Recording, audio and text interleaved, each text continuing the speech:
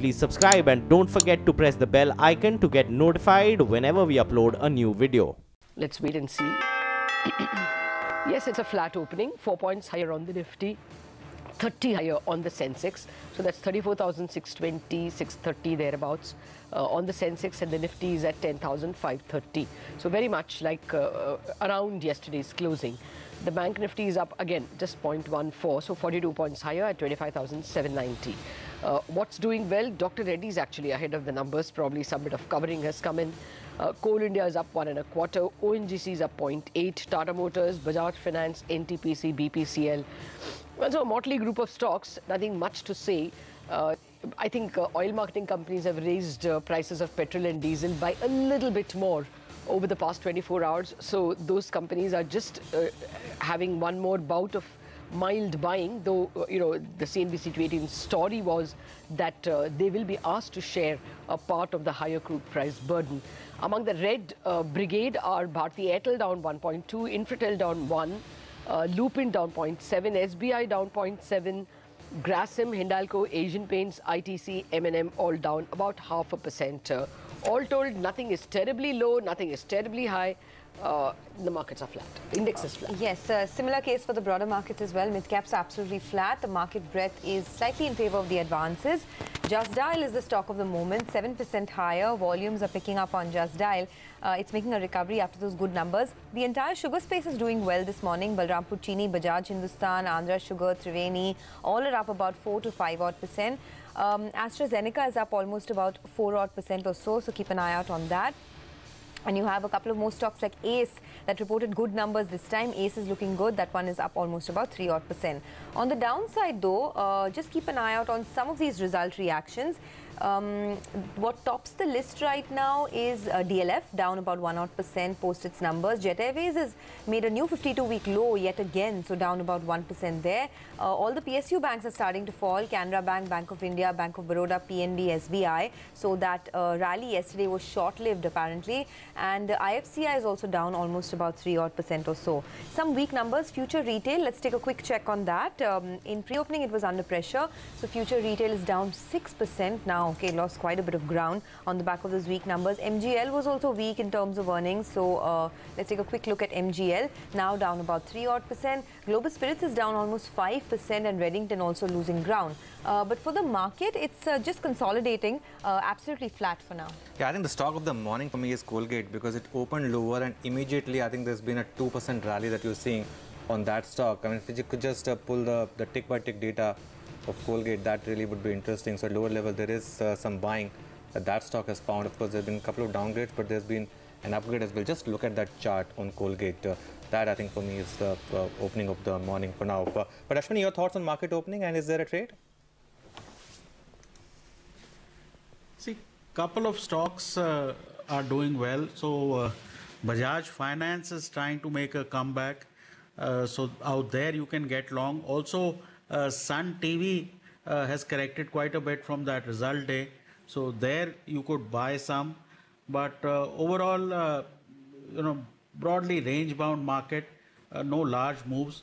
But if you stick with strong stocks and if we are expecting the market to recover, chances are Sun TV and Bajaj Finance could do well for the day. Okay, Sudarshan, anything on your radar? And specifically, if you can give us an opinion on Petronet LNG. Petronet LNG is a buying opportunity for the investor.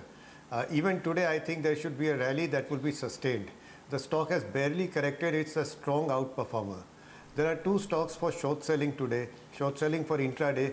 One of them is easy, that's MGL, which is Mahanagar Gas, and the other is UPL. You asked about UPL yesterday, just a few minutes ago, and UPL is just confirming a very large bearish pattern. Oh. That's a short sell.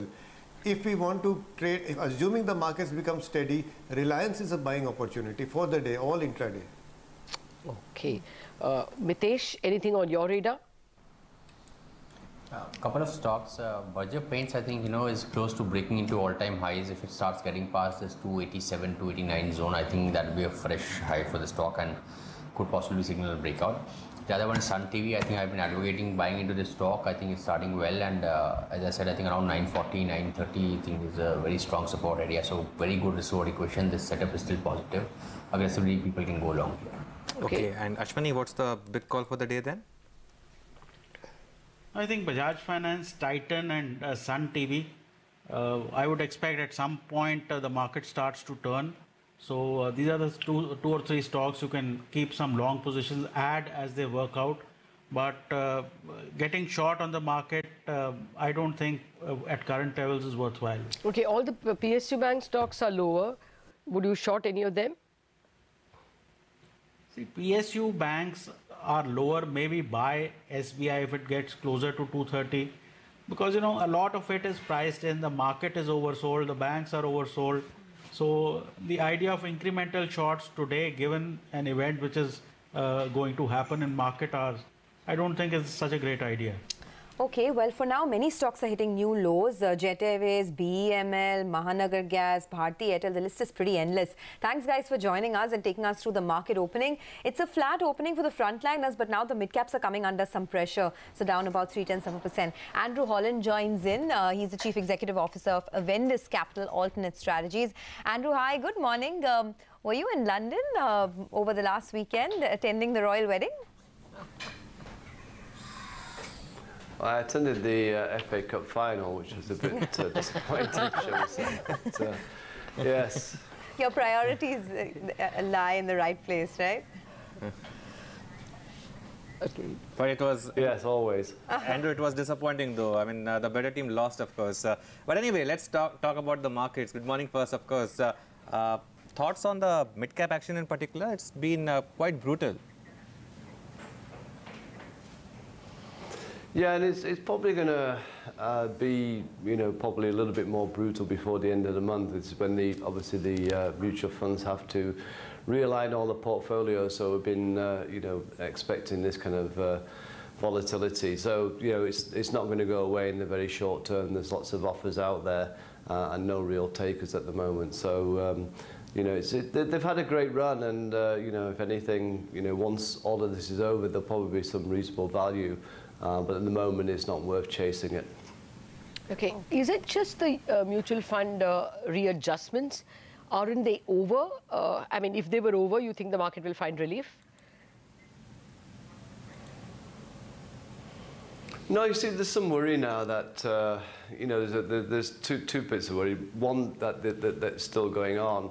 But obviously, you might see some outflows from, you know, some of the PMS funds, which, you know, concentrate in small and mid-cap, you know, stocks. And that's why you're still seeing a lot of offers out there, you know, for good quality stocks as well as, you know, not so great. And I think that's just going to, you know, remain for the next, you know, kind of, well, to the end of next week, really. And then we can, you know, look at the carnage out there and then work out which stocks are looking, you know, more attractive, given that it's just, you know, the offers are just overwhelming the markets at the moment. And obviously, you know, you're not going to get new flows into these funds until things are settled down. Okay, so what do you do with some of these individual pockets now? Because we are seeing some pockets like FMCG do pretty well. Banks, of course, are a different story altogether. For the rest of the year, how do you plan your sectoral allocation? So, you know, we think that the dollar remains strong. And obviously, if this trade agreement with China works through, then, you know, that's to reduce the deficit in the US. That's obviously a dollar positive as well. So we think it's for the next 6 months anyway, it's going to have more volatility in global markets as bond yields rise. And therefore, you know, it's best to hide. And where do you hide? Well, IT will be a beneficiary of a weaker rupee, which we think will go to towards that kind of 70 level. FMCG will obviously be a place to hide, but also you've got good growth there coming through from all of the companies. And the private banks, again, would be the place to hide in this in this kind of scenario of more volatility and a weaker rupee. PSU banks, which I'm sure you're going to ask me about, you know, I just don't know what to think anymore. I mean, the worst is probably there in terms of all our negativity. But you know, I don't know how to kind of think about how they repair the damage that's been done and actually can start doing some real business. So, you know, whilst there'll be, you know, rallies like we saw yesterday on some resolutions in terms of the bankruptcy laws, That's great, but it doesn't really mean that they can grow their business anymore. And I think that's the thing that we have to look at now, is how are these PSU banks actually going to ever kind of move forward as the economy continues to grow. Because the private banks, the NBFCs, are all taking market share. Yeah, it's about actually 11 PSU banks that are in the prompt corrective action. About 20% of the market share is with them, and unless they are capitalized more, they will not be allowed to lend, or they cannot lend more. So this is a serious issue, and then you have another bunch of NPAs probably coming at the end of the June 30 quarter and the September 30 quarter as well, because of the RBI rules. So I don't know if there is much that they can do in terms of increasing markets. Okay, the mid-cap market, by the way, is sliding once again now. So 1 is to 1.5 on advanced decline already. Andrew, housing finance, your thoughts on that? A lot of stocks now seeing big decline, and the biggest ones are also starting to fall now. Yeah, again, I think, they fall into that kind of mid-cap, slightly larger cap kind of area. So I said, I think just let the dust settle after next week, and then we can go back and look at it. But, I think the shorter-term problem for the housing finance and NBFCs is that interest rates are probably likely to go up with the RBI. I think they can, keep trying to defend the rupee. But if the dollar, does get as strong as I think it will be, then, I think interest rates will have to follow. And the bond yields are telling us that anyway. So I think, you might see little, pockets of the rupee being under less pressure and bond yields kind of sticking where they are. But I think the momentum is probably that bond yields are going to hit 8% sooner rather than later, and I think interest rates will probably have to move higher. The oil price at 80 is just, I said to you before, I think last week, Anuj, the macro looks very ugly at the moment, and I think that's the problem that the market's going to grapple with for the next month or so. And if you take, any kind of problems in global markets, then that will just exacerbate the situation. So I think there was no rhyme or reason for markets to get up to where they were prior to the Karnataka elections, and they're probably more likely the risk is still on the downside rather than the upside. So if this market does fall, do you see a major price correction? I mean, what kind of a downside are you forecasting over the next 6 to 12 months? So I think, if I'm correct in that global markets will have, one sell-off in the next 6 months, then, there's probably another 5% or so more for this market. So probably get to the lows that we saw maybe in February, March, and I think that will be most of the price damage done in the short term. But obviously a lot of it's been happening in the mid and small cap, so that's where the pain is most. And that's where a lot of investors have rushed to put the money into the markets, and unfortunately they're going to get hurt, or have been hurt quite a lot. So I think it's whereas the last few years it's been mid caps and small caps has been the flavour, I think it will be large caps this year, which will make you money.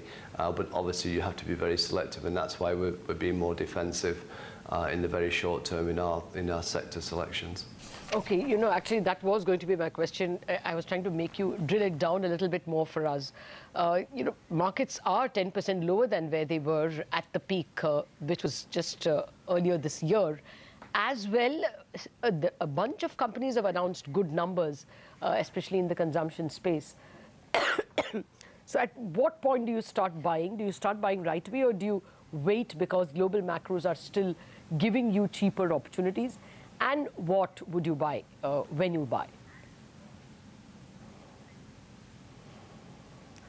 Well, I can't really kind of go into the individual stocks, but to buy private banks or FMCG now is fine with me, because that's where you're going to get the outperformance in the next 6 months. So it's an IT as well. It's just a place to hide, and when I say hide, you're also getting growth in these sectors as well, whereas you can't really be kind of expecting that some of the other sectors.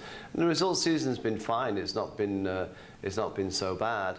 I mean, obviously, the back end is always the worst part of the earnings season, but I don't think it's been so bad. But, you know, fortunately, you know, everyone came into the year again with very high expectations of earnings growth, and that's being brought down from the 25% to the 20%, 5% to the 20%. And so, again, there's risk on the downside for earnings forecast to be brought down more, particularly with the oil price where it is. So, you know, fortunately, we're at 15% growth for this year. We think we're okay with that. Okay. What about the political risk that this market is facing, Andrew? I mean, could Karnataka be a template for, you know, alliances between regional parties and the Congress in other states, leading up to perhaps, you know, a bit of a problem for the BJP in 2019? At least that's the fear that the market has. Are you cautious about that as well? Yeah, I mean, you've got to take it into account. I mean, I think 6 months ago, I think, or even longer, you know, I remember people saying, forget 2019, 2024 is, you know, BJP getting through as well. So we've kind of walked down that road in terms of now we've got concerns of whether they can, you know, form a government next year as well. And I think that's what's going to keep the market very volatile over the next 12 months. And that's why I'm saying I think you need to hide in certain sectors, because, you know, whilst the micro might look better from an earnings perspective, the macro is looking bad, and I think that will hurt, you know, flows both on the bond side in India, but also the equity side. And don't forget, we have seen over $4 billion of bond outflows in the past month, and that probably will likely continue. Okay, the market, by the way, Nifty is below the 10,500 mark, 10,496 now. So, Andrew, has the top for the year been made at around, you know, 10,900 thereabout, the lower top? Probably in the next in the short term, Anuj, I think so. I just don't see that, you know, given where the market PE is, and just no real catalyst at the moment, unless, you know, we start saying that the oil price is going to go back down to the 50, 60 level, then there's no real catalyst for the markets to go higher at this point of time, given, you know, we talked about the earnings downgrades, we talked about the macro, you know, not looking great, rising interest rates. You know, do I need to go on? So, you know, the positives would be valuations get to more reasonable levels, which they're not yet. Okay. Well, just finally, Andrew, are you expecting something ugly from the global front at all? Or do you think at least global markets will not be too much of a negative, other than crude, of course, from an Indian perspective? You see, I'm just, you know, at odds with this, you know, the fact that markets are ignoring that, you know, bond yields in the US at, you know, over 3%. You know, you hear of people saying if bond yields get to 3.5%, then markets could take a, you know, 30 to 40% hit. Now, if bond yields are going to 3.5% in the US, then the markets will act well before that. So I think if this trade pact with China goes through, which is $200 billion, they're saying, off the deficit, that's going to be dollar positive. And probably means that, you know, growth in, or the expectations of growth in the US will accelerate again. And I just think interest rates are going to go a lot quicker than people think. And therefore, you know, that will have a problem again in the bond and the credit markets in the US. You know, short-term bond yields at, you know, nearly 2.7% has got to be hurting a US economy with higher borrowings, both on corporate and at the retail level, than that was in 2008. So something will give. I'm just not sure when. But if it does, you'll see another you know, reasonable size fall in global markets. Okay, Andrew, yeah, not looking good at all. But on that slightly pessimistic note, we'll let you go. Thanks for speaking to us, and we'll speak with you soon once again. Thank you. Well, the markets are not looking good either, so they're falling quite a bit now. The mid caps are down almost 1%, 0.7% gone, and the Nifty as well. Oh yes, you know, an advanced decline, Sonia. That is a bit of a problem. And look, once the once the market traps people, after that, it's not going to be forgiving. The market had given enough opportunities to get out of leverage. I think leverage positions is the problem. That's where you're seeing a big decline. Engineers India, for example, that stock has made a fresh low as we speak. BEML, so some of these PSUs are now making fresh lows, so which is quite interesting. Even PSU banks, after yesterday's rally, are actually selling off. So Andhra, Allahabad, PNB, down quite a bit actually. Yeah, actually, other than Vijaya and Syndicate, all the PSU banks are, lower, and those are the banks that, of course, reported slightly better numbers. You know, we were discussing yesterday as to how many of these extremely frothy mid-caps have started to fall. I mean, CEAT, for example, it's been hitting new lows. Before you even know it, the stock has sort of halved in its value in the last 6 months. I mean, just pull up a 6-month chart. It's down about 40-50% just in 6 months. It's taken 4 days for Ashok Leyland to eat 3 months rally. And that happens in corrections. Bull market correction can be sharp, can be brutal, and you're going through one of those. I remember your very picturesque metaphor. Stocks take the staircase to rise and the elevator to descend. All right, but let's brighten up the mood a little bit and talk about some progress that companies are making. This is CNBC TV18 exclusive. We learned from sources that Maruti has decided to fast-track their production to meet the increasing demand and reduce the long waiting period for their products. Remember, the company had indicated to us in the past that they will be looking to prepone phase 2 of their Gujarat plant, but they didn't give us a timeline. Utkarsh Chaturvedi, my colleague, in fact, has details on that timeline. So let's go across to him. Utkarsh. At a point of time when most of the car makers are suffering from underutilization of capacity, India's largest car maker has separate issues. Maruti at this point of time is facing excessive capacity crunch with all its best-selling vehicles in heavy demand.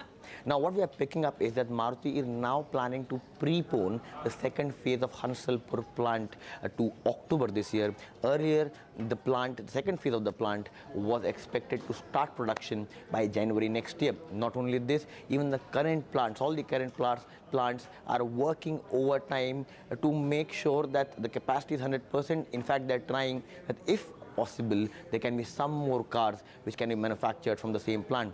For example, the Hansalpur plant's first phase has a capacity of 2.4 lakh cars, but company is trying that if they can produce 2.5 or 2.6 lakh cars from that plant. Now, why is that? Because most of the cars of Maruti Suzuki at this point of time have heavy waiting periods, whether it be the newly launched Swift, whether it be the Dzire or the Baleno and Vitara Brezza. In fact, the company was looking to meet the target of 2 million vehicles of FY20 in FY19 itself, but now it looks a bit bleak because the second phase of Hansalpur plant has not even started production. But at this point of time, Maruti is suffering from excessive capacity crunch, and the company is now trying its best to prepone the capacities which have to be included in the next 1 year.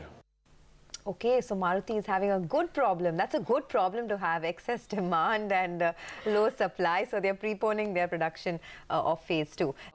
Well, we've been hearing that rural wages have been rising, but at a falling pace this year, and the rise has dipped to something like 3.5% compared to the 6% that they were rising for a better part of 2017. We thought we could touch base with someone who's got his hands deep into the rural areas. We have M.R. Rao, Managing Director and CEO of Bharat Financial Inclusion, joining us now. Good morning, Mr. Rao. Well, that really is the first question to you. Most of the FMCG companies we spoke to said that the rural areas are doing well, but there is this data that has come from the Labour Ministry which clearly indicates that rural wages are rising at a falling pace, as low as 3%. Are you noticing any change at all in the rural landscape and in the demand landscape? Lata, basically microfinance is a business where there is a huge demand-supply gap. You know, the demand is huge and the supply is limited. So while there have been, could be statistics showing that there has been a dip in rural wages, it is not reflecting in our offtake demand on the ground level. We are getting a lot of applications, businesses on track. We have guided for a 50% growth. And the run rate of disbursals in the last 2 months is showing us that we'll be on track to meet our growth forecast.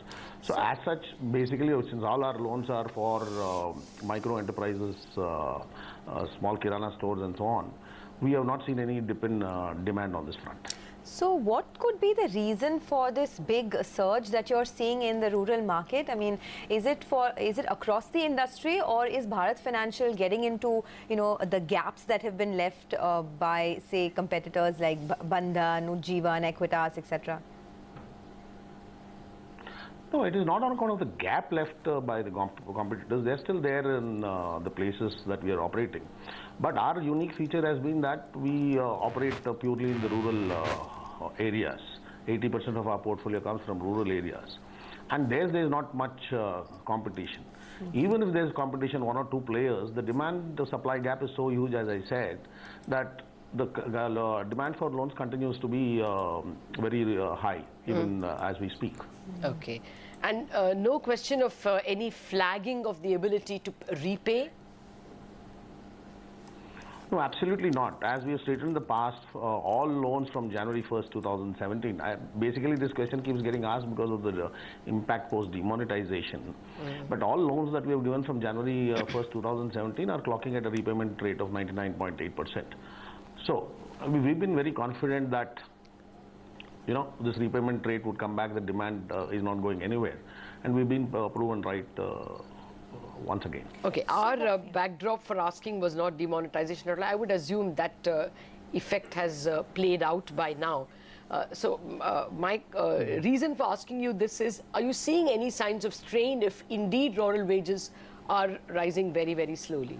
I mean, the number from the Labour Ministry is that it rose by 1.6% in January, which is really next to nothing. In real terms, it would actually be lower. Right. No, so that is not getting reflected on the ground because, as I said, you know, our borrowers borrow from us and run the business themselves. They don't employ people and so on and so forth. And essentially what they trade in is essentials, you know, for the day-to-day living of the population out there. So you're not seeing any dip in demand. Okay, so how are you planning to grow the book, say, over the next 1 to 2 years? Are you looking at more customer acquisitions, or do you think the strategy would be to sort of have a higher ticket size? No, so we are consistently following the strategy for the last 2 years, and we will continue to follow for the next 2 years. Bulk of our growth is going to come from fresh customer acquisition. And the increase in ticket size is going to be an incremental contributor, where when a customer repays one loan and goes on to the next cycle, she typically tends to take a 10-15% higher loan than the earlier loan. So our growth is always based on fresh customer acquisition by penetrating deeper into rural areas. For example, I think this year we're planning to open 400-500 branches, and that will be more rural and a few new states that we have not presented. So to aid customer acquisition, will you also be looking to lower your lending rates? I mean, you are still the cheapest you know, a microloan provider in the system. I think just a couple of them are cheaper than you. But any time in the future, are you looking to lower lending rates? No, currently there is talk about interest rates going up. So today we are at a 10% margin that is prescribed by the RBI. So even if, let's say, interest rates go up, we don't plan to increase the rates. We'll continue to be at 19.75 because we have, in the past we have operated at 9.5% margin also. We make up the profitability in terms of efficiencies. On the other hand, if interest rates goes down, there's a turnaround and so on, then we could potentially look at dropping interest rates. Okay, well, just a final question. You know, there's no denying that you'll have, you know, returned to a ferocious pace of growth. You know, your AUMs are growing at 37% when you last reported, and disbursements at 47%. I mean, it's really a huge, furious growth. Will you need capital anytime soon? Any plans at all? No, Lata, ideally, if the merger had, you know, this decision has not happened, it would have probably would have needed capital at the end of the year because our capital adequacy would have gone down to 20%. But we expect the merger to happen in the next few months, 3 or 4 months. So I don't think there is going to be any need to raise capital. Okay, Mr. Rao, thanks a lot for your time today. That's Bharat Financial. Meanwhile, the market is turning. Just pull out the intraday chart, especially on the Bank Nifty, and you know, a couple of stocks are making highs of the day. So let's see. It's interesting. The Nifty Bank now in the green, and that's taken Nifty also in the green. So in the green for now both on the Nifty and on the Bank Nifty. Even the mid-cap index has actually started to recover. Sustainability, of course, would be the key.